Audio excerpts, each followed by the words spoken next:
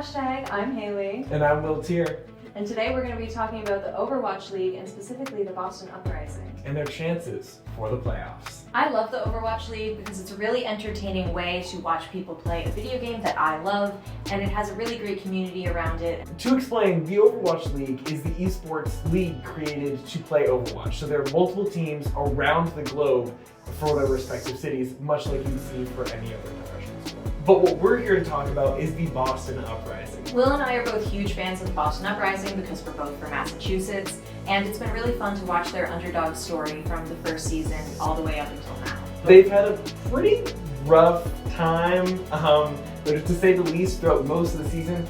But there's been some recent changes and some recent wins, which mean they can totally make the playoffs. One of the biggest changes was with their coaching staff.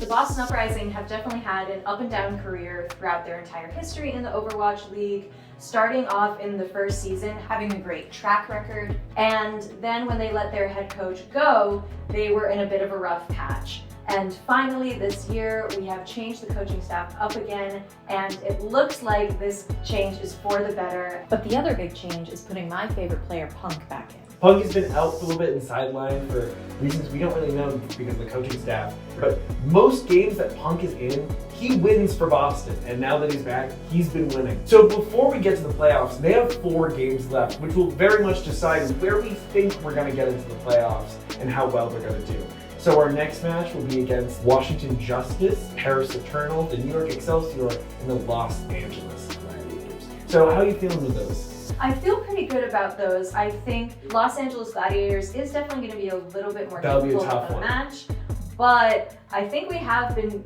on a really good upswing lately, so who knows? Boston Uprising is known for their upsets. Post halftime for these matches, anything can happen. Be sure to watch the Uprising's next game this Friday to see if they continue their winning streak. Thank you for watching, and that's all from us.